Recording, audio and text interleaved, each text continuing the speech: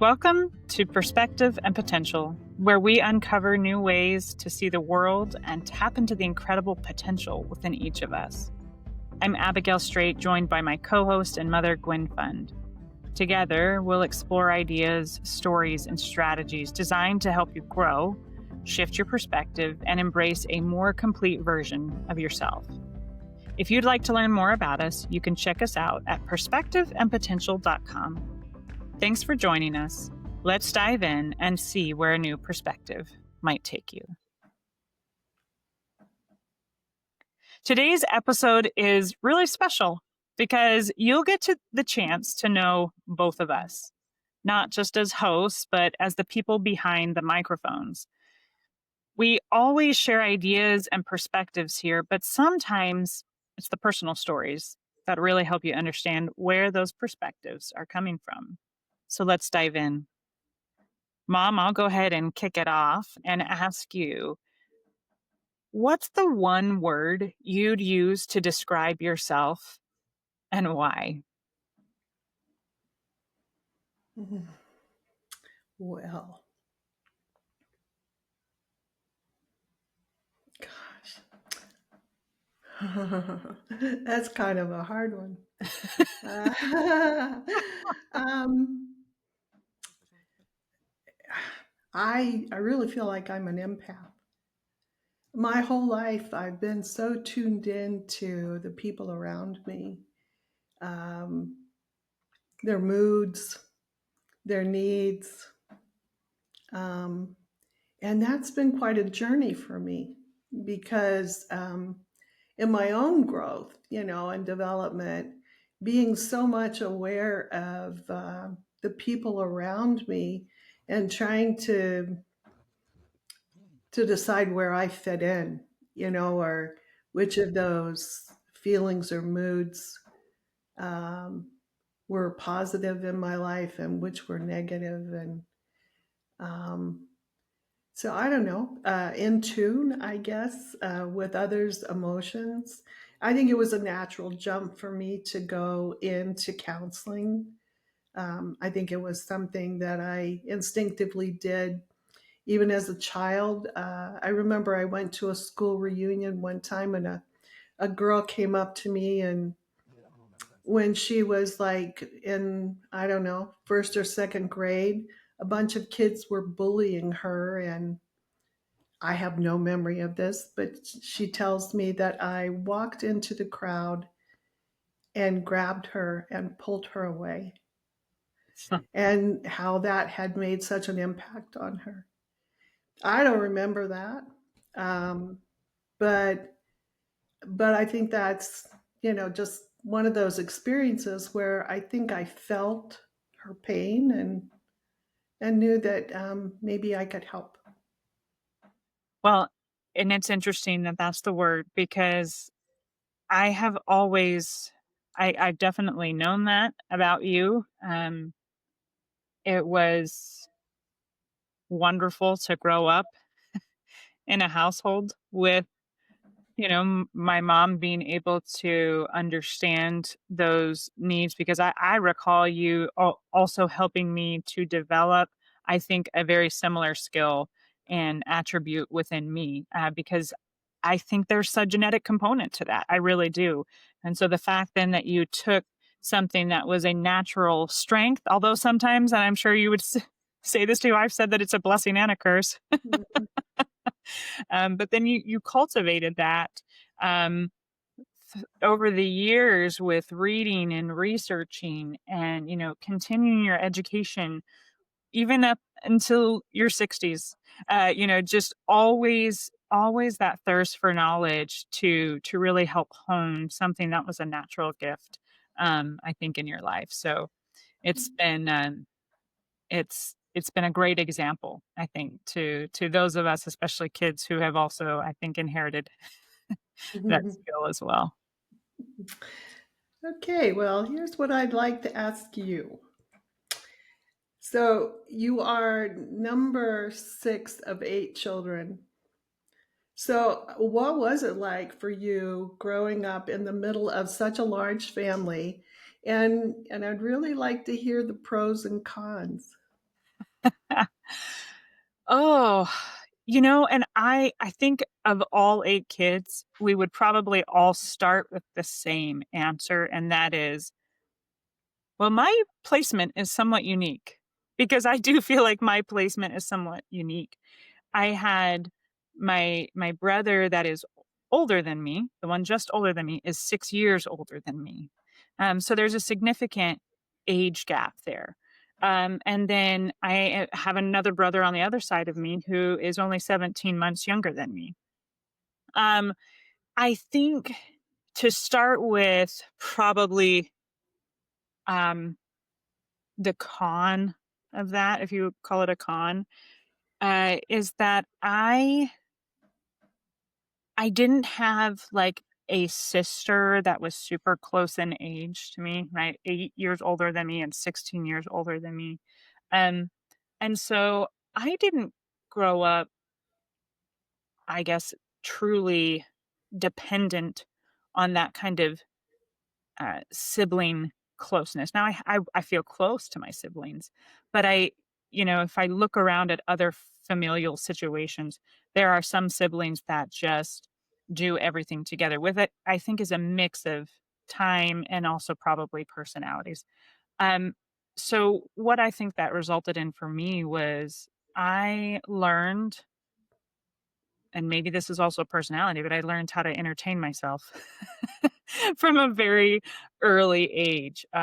Some of my memories in my childhood um, were entertaining myself with things like in my room. I still have a piece of a chess set that we had for years and years because it is not only a reminder of strategy, which I love to, um, you know, consider certain things in my life as like, okay, this is a move. Now what's going to be the other person's move? But it also serves as just a nostalgic piece of my childhood because I spent a lot of time playing with things in my room, but sometimes solitary. Now, I have to also say, I could have chosen to play more often with kids in the neighborhood, and I did sometimes, but I think for me, that was one of the things that shaped me is that I became okay and comfortable doing things independently. And I'm actually very, very, very grateful for that because I was a bit shy. I was very shy as a little girl. And so being placed in a situation where I had to become comfortable, just if I wanted to do things, initiating them, I think has helped me in every aspect of my life, in my career, um, as a parent. So, yeah. So I had all brothers, and your little one, your little girl, she has all brothers. Mhm. So this land without a sister is a common theme for a Yep. lot of us. Yeah. But what were the pros? I mean, besides that con that I also turn into a pro, I guess. I I love the fact, um, and I guess not were, but it's still a pro. Um, I love seeing how deep our family characteristics and mannerisms run. Um, when often think about people that maybe didn't grow up with their biological family, right? Through adoption or, foster care, whatever. Um, and then to be reconnected. And I know you and I have talked about stories where people are like, oh my gosh, it's like that aha moment of there's a reason why I do this or I do that. That is probably one of my favorite things when we're all together is I feel like we have this great army of people who intrinsically understand each other on a level that maybe the rest of the world doesn't get. Our own kind of brand of crazy runs deep, and it truly fills my heart every time. we were all together. And the fact then that there were 8 children and now there are, spouses and grandchildren and their spouses now that are all attached to that. I love to continue to see those characteristics and genetics still holding very strong. I think we have a very, very strong genetic pool and PULL. um, so I I just love the how big that number is and yet how close I feel like that number feels, if that makes sense. Great question. All right. I'll throw a family question then back to you, Mom, and that is what is one of your favorite memories of our family um in those growing up years? Now I know that you had a span of 21 years here, but what was probably one of your favorite memories of our family? Oh my goodness. It has to be, like Christmas, like family gatherings. Christmas, oh my gosh, I did look forward to that every year. You guys would sleep under the tree. You'd wait till Dad and I went to bed, and then you would all come down and sleep under the tree. And I knew you did that. Um, but to see the joy and the excitement and the happiness, that that we all felt, uh, as we read the Christmas story, and you guys patiently waited. I don't know how you did that, to open presents until after we would read the Luke 2. Um, but yeah, those are absolutely some of my favorite memories. Um, watching each of you be delighted and excited. It's it's interesting how the same event can have just slightly different perspectives on it, because I remember those memories too, but I remember, the tradition was that as the oldest in the house, it was somewhat their responsibility to go, and whether what this was a named responsibility or just something that kind of got passed on, um, it was their responsibility to go and get the younger siblings to bring them down and sleep underneath the tree. And I have very fond memories while I was on the younger end of that stick, but once I got to be the older one, and trying to get my younger brothers to come down in the middle of the night, trying to wake them from a dead slumber, knowing that if I did not successfully get them down there, they were going to be mad in the morning. And sometimes that was a feat, and it wasn't always tickles to try to get the other person down. Sometimes it was, but at the end of the day, even that is a warm memory in my recollection, just because I think those are some of the unique, like we've talked about before in other episodes with time, those little sliver events end up making a huge impact. Oh yeah, and a lasting memory. Yeah. Okay, my next question for you. What would your younger self not believe about your life today?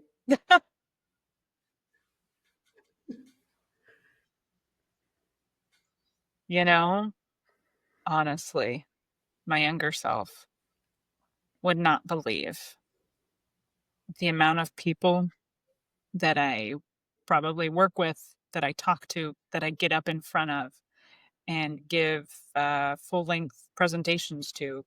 Um, I was very shy, a very anxious little girl, so much so that I was the one that got notes written home from the nurse saying, essentially, your daughter's coming to the nurse too much, because I had horrible stomach aches. I would get myself so worked up over the littlest thing. I went on a 2-week trip. You were always so good to encourage me to try to get me out of my comfort zone. Um, and even when I almost couldn't eat for an entire month because I knew I was going to be leaving you guys in the summer for 2 weeks. And I'm so grateful that I had that push because it did teach me and it gave me some core memories that I can do things that I'm uncomfortable with. And the amount of uncomfortable that I've had to be in my career, in somewhat confrontational or contentious situations with people who were angry, and having to take the lead and lead other people through those moments is definitely something my 5'8", 15-year-old self would never have believed was possible, for sure. Um, Kind of going back to maybe your past and your childhood. What lesson did your parents teach you that still sticks with you today? Mm. My dad had a whole bunch of isms, you know. Pretty is pretty does. Um, Never say never. I mean, he was always spouting those kind of things off to me as a child and as a teenager. Um, and while they're kind of trite, I think they did teach me big lessons. And my mom's lessons were more example. My mom was the most giving person. She never saw a stranger. She fed homeless people that happened to wander by, animals. But I really think from them, I learned that we're all the same, and we should be helping each other, and we should try to be our best self, right? Like the never say never. One of my brothers or something, if some kid was wearing ragged clothes, or "Oh, I'm never going to look like that," my dad would say never. Hmm. So you just learn, I think, big principles from those little isms. Um, and that pretty is pretty does. I can remember being all dressed up with little patent leather shoes on and going up to my dad and saying, "Oh, Dad, do I look pretty?" And he would say, "Pretty is pretty does."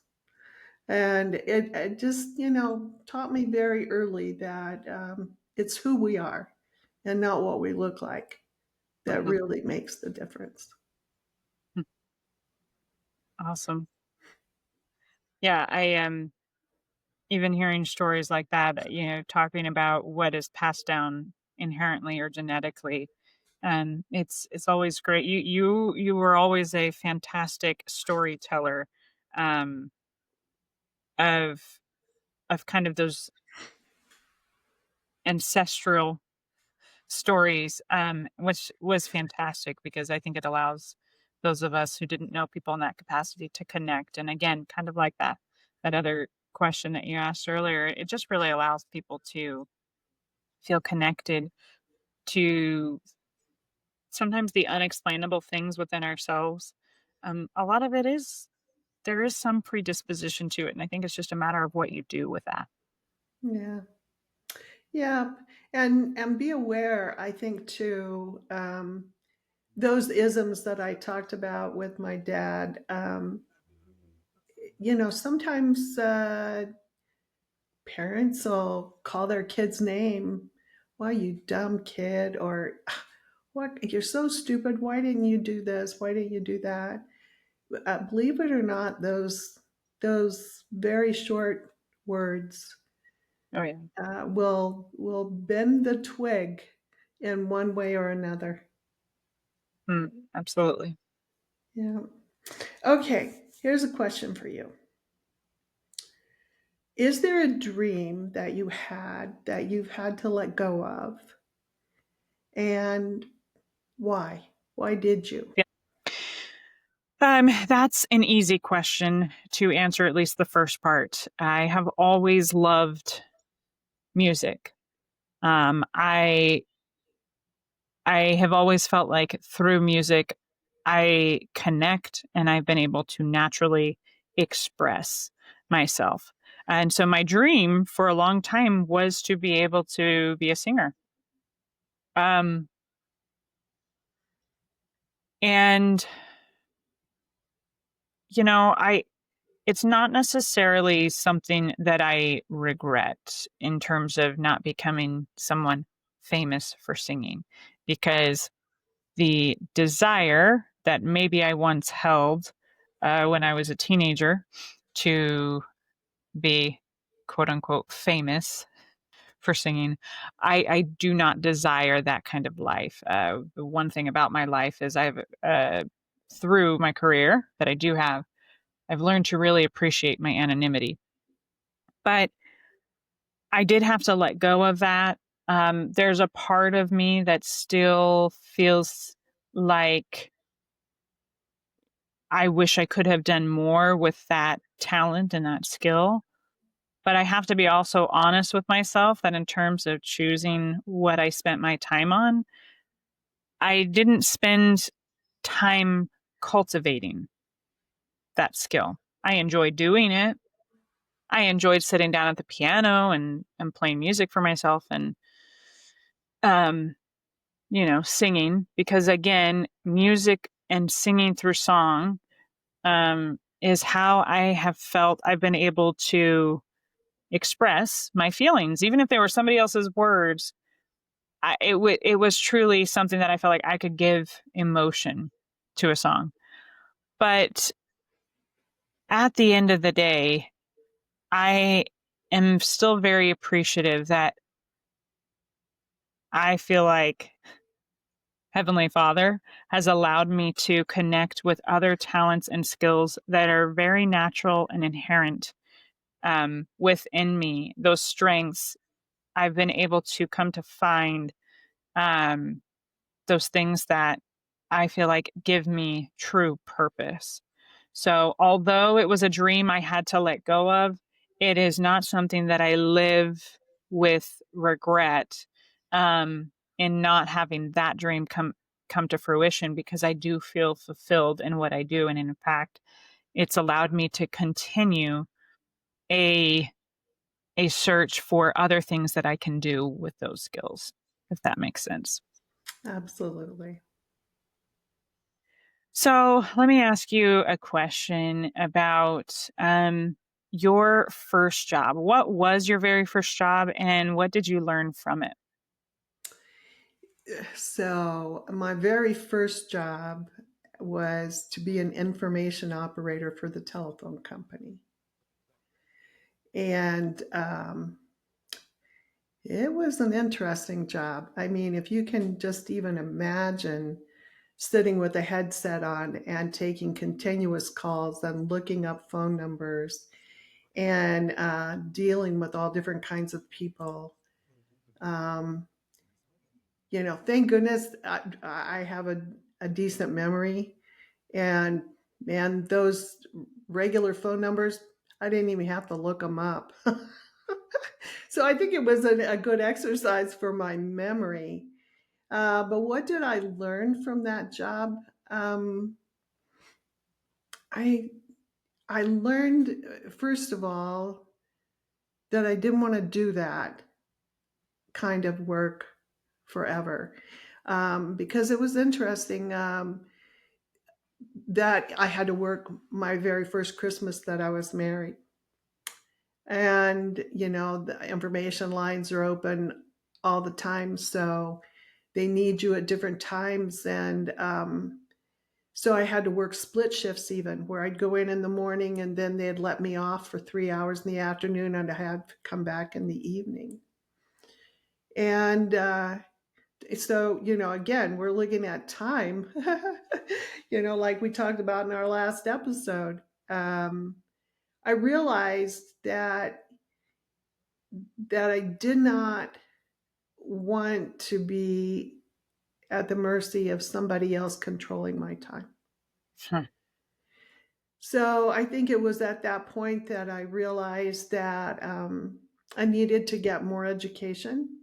I did transfer out of that department and went to a day job with the phone company in their records department, which was, you know, a lot nicer. But but I don't know. I think those were the things that really hit home for me, was that I needed to do what I needed to do to get back in control of my time. Hmm. Yeah, that is, I think sometimes the value in certain jobs that we have is that it allows us an opportunity to evaluate how we want to spend that time. Yeah, it wasn't a bad job. I'm not saying that. It was fairly easy, right? Looking up phone numbers, but it was that realization that somebody else was in charge of my time that was hard for me. Okay, I think we have time for one last question. Okay. I hope this is an easy one. Uh, what has been your earliest recollection of happiness?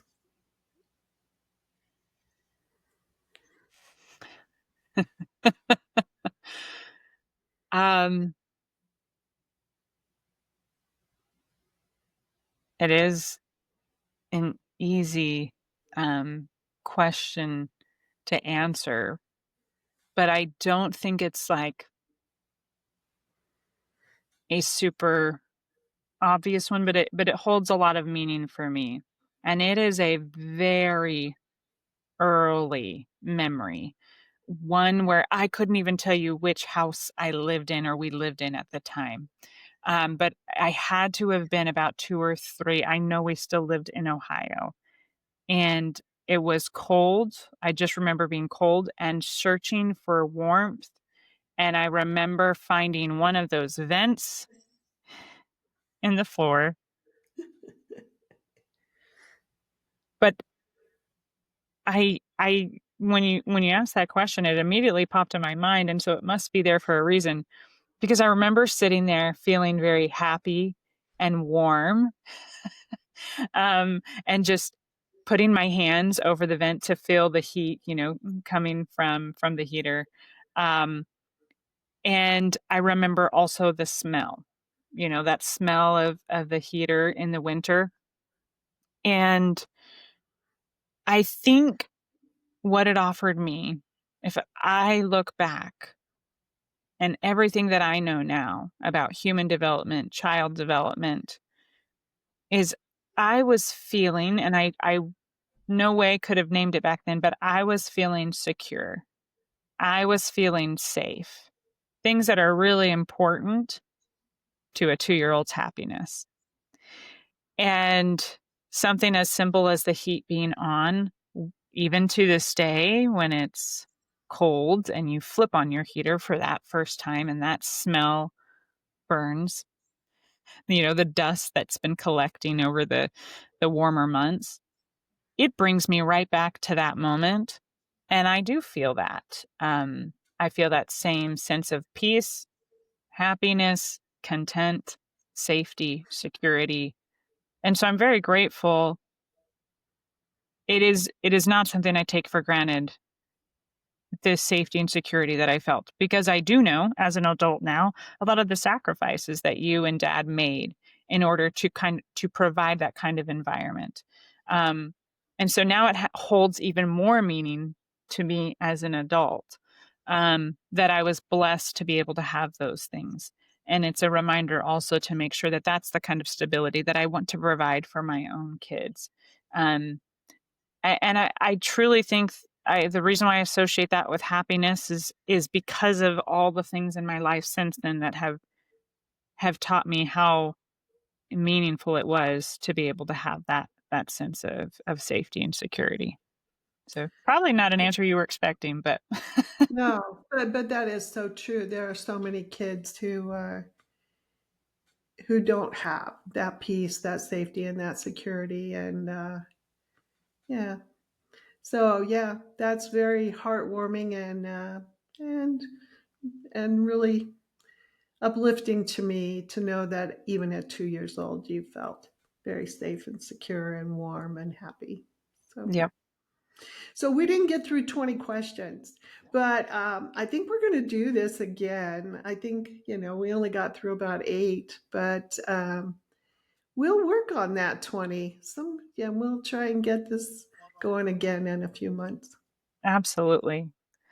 Well, thank you for spending this time with us today and getting to know a little bit more about who we are beyond just the ideas that we share in our everyday episodes. It's been fun to ask each other questions, to hear the stories that have shaped us, and reflect on the lessons we've learned along the way.